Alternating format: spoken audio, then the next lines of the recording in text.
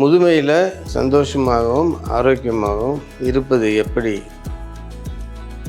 ஒரு 60 வயசு வரைக்கும் பிளான் பண்ணி சில்ட்ரன்ஸ் மேரேஜ் பண்ண, அவங்கள செட்டில் பண்ணுறது, இதெல்லாம் பிளான் பண்ணி பண்ணேன். நானும் ஒன்று தான் நான் பண்ணல. என்னன்னா, ரெண்டாவது, நான் ஒரு 45 வயசுலேருந்து எக்ஸ்ட்ரா ஃபிசிக்கல் ஆக்டிவிட்டி. என்ன ஃபிசிக்கல் ஆக்டிவிட்டினா,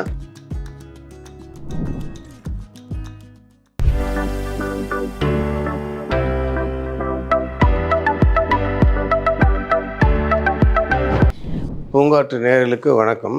முதுமையில் சந்தோஷமாகவும் ஆரோக்கியமாகவும் இருப்பது எப்படி என்பது பற்றி ஒரு மருத்துவராகவும் ஒரு சீனியர் சிட்டிசனாகவும் என்னுடைய அனுபவங்களை நேயர்களுக்கு பகிர்ந்து கொள்ள விரும்புகிறேன்.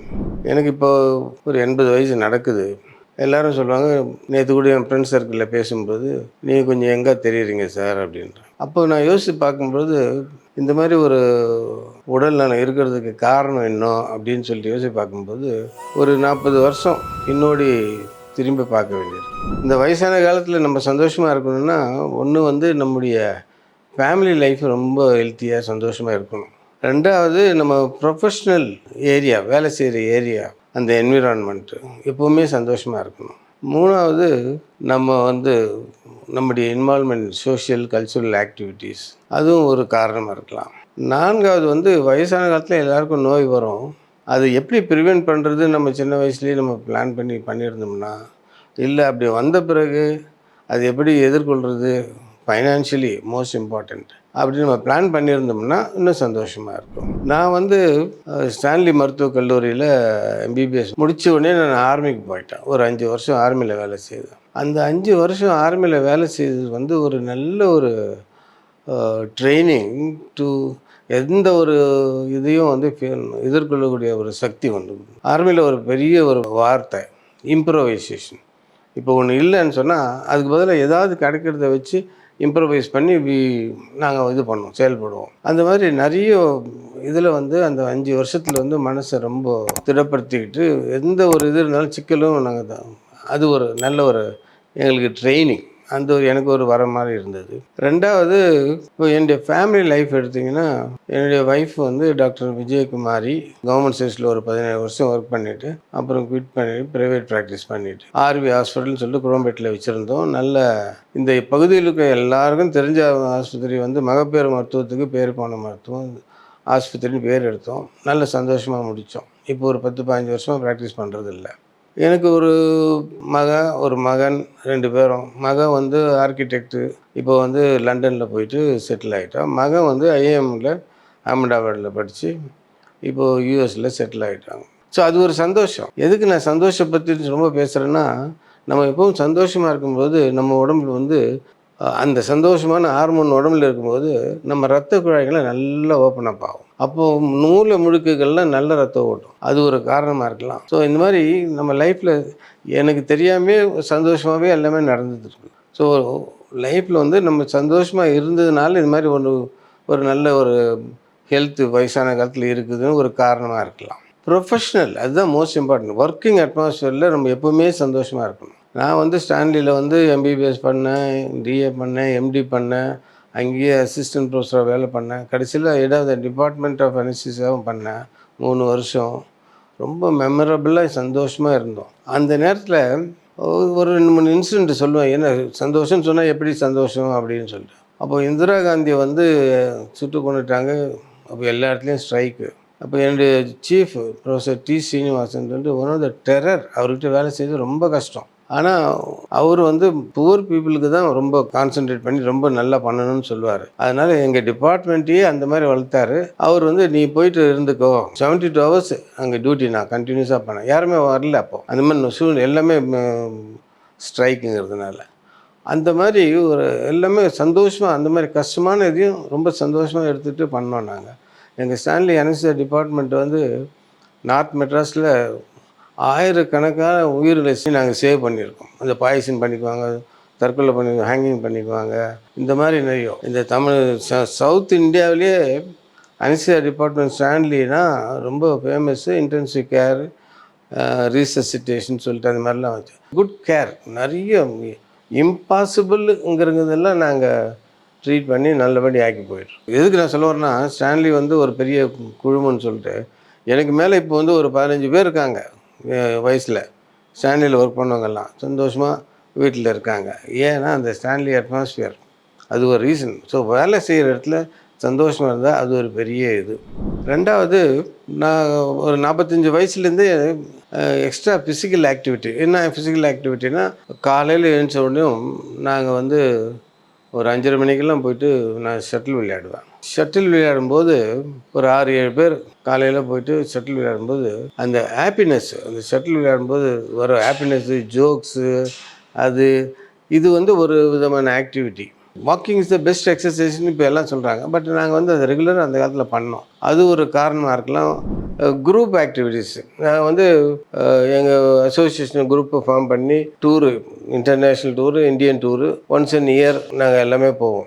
அந்த மாதிரி போகிறதுனால நம்முடைய ஸ்ட்ரெஸ் எல்லாம் குறைஞ்சி, அது நல்லா நல்லா நடந்து நல்லா போகிற நேரத்துலேயே அந்த டூரெல்லாம் போய் எல்லாம் முடிச்சிட்டோம்னா, ஒன்று வந்து ஊரை பார்க்குறோம், ரெண்டாவது வந்து நம்முடைய ஸ்ட்ரெஸ்ஸு குறைஞ்சி லைஃப் வந்து ரொம்ப ஹாப்பியாக இருந்துக்கணும் ஒரு காரணமாக இருக்கலாம். அதே மாதிரி அசோசியேஷன், இந்திய மருத்துவ சங்கம் தாம்பரம்னு இருக்குது. அதில் வந்து நாங்கள் ஒரு மாதமும் ஒரு மீட்டிங் போட்டு ஒன்றா கூடுவோம், பேசுவோம். அதில் என்ன ஆகுதுன்னு சொன்னால், நாங்கள் கருத்து பரிமாறிக்குவோம், எங்களுடைய டிஃபிகல்ட்டிஸை ஷேர் பண்ணி அதுக்கு ஒரு சொல்யூஷன் பார்த்துக்குவோம். அதே நேரத்தில் ஒரு சோஷியல் கெட் டுகெதர் பண்ணி ஹாப்பியாக இருக்குவோம். அப்புறம் ஏதாவது ஒரு நர்சிங்கில் ப்ராப்ளம் இருந்தால் அதுக்கு கைடன்ஸ் கொடுப்போம். இந்த மாதிரி ஒரு ஆக்டிவிட்டிலாம் பண்ணி அது எங்களுடைய லைஃப் வந்து ப்ளசண்ட்டாக வச்சுக்கிட்டு இருந்தோம். அதுவும் ஒரு காரணமாக இருக்கலாம். எப்போவுமே சந்தோஷமாக இருக்குது. ஸோ அது ஒரு பெரிய ஒரு ஆக்டிவிட்டி. அதுக்கப்புறம் நான் நினச்சி பார்க்குறேன், 45 வயசுக்கு மேலே தான் நமக்கு ப்ராப்ளமே ஒன்று ஒன்றா ஆரம்பிக்கும். அப்படி பார்க்கும்போது 45 வயசில் மோஸ்ட்லி இந்த ஜாயிண்ட்டு, நெக்கு ரிலேட்டட் ப்ராப்ளம் வரும்.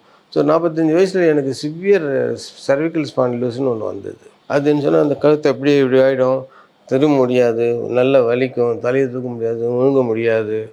அப்போ போய் இங்கேருந்து ஒரு ஆர்த்தோபெடிக் சர்ஜன் போய் பார்த்துட்டு அவர் வந்து பெரிய ஒரு ட்ராக்ஷன்லாம் போட சொல்கிறார். இது எதோ பண்ணி பார்த்தோம். கடைசியில் ஒரு game, any interesting game where it extends neck. Treatment extension of neck தான். நம்ம தலையை இப்படி நல்லா பண்ணணும். இது சாதாரண சர்வைக்கல் ஸ்பாண்டில் இப்படி பண்ணும்போது வலிக்கும், இப்படி பண்ணும்போது வலிக்கும். ஆனால் அது ஒரு சந்தோஷமான ஒரு இது மிக்ஸ் பண்ணோம்னா அந்த சந்தோஷத்தில் இதை வந்து நம்ம பண்ணிவிடுவோம். இந்த மாதிரி பண்ணி எனக்கு 45 வயசில் சிவியர் சர்வைக்கல் ஸ்பாண்டிலோசிஸ்னால் அந்த மாதிரி இப்படி ஆகிடும். தண்ணி கூட கொடுக்க முடியாது, ஷேவ் பண்ண முடியாது, அந்த மாதிரி இருந்தது. இந்த எக்ஸசைஸ் பண்ணியே விளையாடியே இது அப்படியே சர்வைக்கல் லூஸ் ஆகி இப்போ வந்து 35 வருஷம் ஆச்சு சர்வைக்கல் ஸ்பாண்டிலோசிஸ் வந்து. அது வந்து நான் வந்து எக்ஸசைஸ்லேயே கிளியர் பண்ணேன். அந்த எக்ஸசைஸ் அண்ட் யோகா, இந்த யோகா வந்து நான் ரொம்ப நல்ல ஒரு இது. ஆனால் நான் வந்து அந்த ஆப்பர்ச்சுனிட்டியை நான் சின்ன வயசில் டெவலப் பண்ணிக்கல. ஏன்னா என்னுடைய மாமனாரே ஒரு பெரிய யோகா எக்ஸ்பர்ட்டு, 3-4 புத்தகம் போட்டிருக்காரு, இங்கிலீஷ்லேயும் தமிழ்லேயும். Use a practitioner of yoga, died at the age of 95. But நாங்கள் அதை ப்ராக்டிஸ் பண்ணல. ஆனால் இப்போ தான் தெரியுது அதனுடைய இம்பார்ட்டன்ஸு. யாருக்கெல்லாம் யோகா பண்ணிக்கணும் கற்றுக்குறாங்களோ சின்ன வயசில், ஒரு 45 வயசில் ஆரம்பித்தா கூட போதும். அது வந்து ஃப்யூச்சரில் ஒரு நல்ல ஒரு கண்ணுக்கு தெரியாத ஒரு அது யோகா பண்ணும்போது உடனே நமக்கு ரிசல்ட் வராது. ஒரு period of time, 1 year 2 year அந்த மாதிரி பண்ணவர் தான் அதனுடைய ரிசல்ட் நமக்கு தெரியும். ஒன்ஸ் அது வந்துடுச்சுன்னா ஆட்டோமேட்டிக்காக நம்ம அது பண்ணிகிட்டே இருப்போம். அது ஒரு நல்ல அது ஒரு அனதர் ஹாப்பி ஹார்மோன் நம்ம உடம்புல இதுவாகும். அடுத்தது என்ன சொல்கிறேன்னா, இப்போது 45 வயசுலேருந்து ஒரு 60 வயசு வரைக்கும் நம்ம வந்து நான் வந்து என்ன பண்ணேன்னா, பிளான் பண்ணி சில்ட்ரன்ஸ் மேரேஜ் பண்ணேன், அவங்கள செட்டில் பண்ணுறது, இதெல்லாம் பிளான் பண்ணி பண்ணேன் நான். அதுக்கு வேண்டிய ஃபைனான்ஸ் பார்த்து இதெல்லாம் பண்ணியாச்சு. அதுக்கப்புறம் வந்து ஓல்டேஜுக்கு வந்து நம்முடைய லைஃப் செக்யூராக இருக்கணுங்கிறதுனால அதுக்கு வேண்டிய ஃபைனான்ஸ் எல்லாம் நான் வந்து அப்போவே நான் பிளான் பண்ணி எல்லாம் பண்ணேன். ஆனால் ஒன்று தான் நான் பண்ணல. என்னன்னா, சின்ன வயசில் நான் இன்சூரன்ஸ் பண்ணல, ஹெல்த் இன்சூரன்ஸ். இதெல்லாம் ஃபைனான்ஷியலி ப்ரிப்பேர்டாக இருக்கணும் ஓல்டேஜுக்குன்னு ஒரு கான்செப்ட். அதை நான் மிஸ் பண்ணிட்டேன். Only late age. ஏன்னா டாக்டருங்க நாங்கள் அதை பற்றியே நினைக்கல, எங்கெல்லாம் நாங்கள் ஈஸியாக நடந்துடும் நினச்சோம்.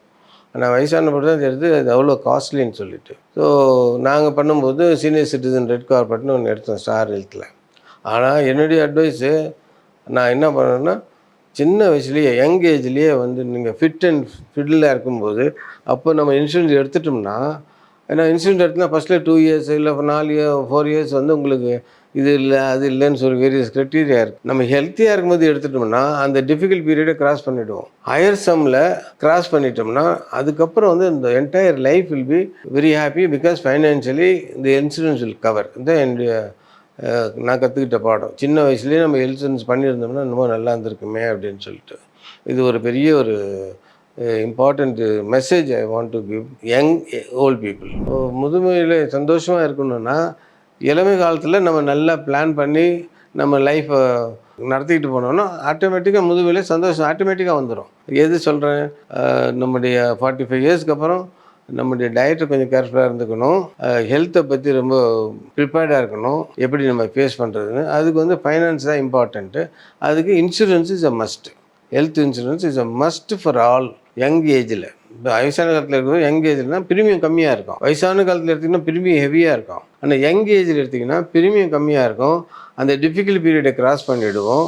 அப்புறம் நமக்கு அதுக்கப்புறம் எல்லாமே நல்லாயிருக்கும். ஸோ இது ஒரு இம்பார்ட்டன்ட் திங். யங் ஏஜ்லேயே சில எக்ஸசைஸு சில யோகா ப்ராக்டிஸ் பண்ண கற்றுக்கிட்டோம்னா ரொம்ப லைஃபோ சீனியர் சிட்டிசன்ஸ் டைமில் ரொம்ப நல்லாயிருக்கும். இதுதான் என்னுடைய அட்வைஸு. பூங்காற்று இது நாளைய நல்வாழ்விற்கான வழிகாட்டி. தொடர்ந்து எங்களோட வீடியோக்களை பார்க்குறதுக்கு பூங்காற்று சேனலை சப்ஸ்கிரைப் பண்ணுங்கள் அண்ட் ஃபாலோ பண்ணிடுங்க.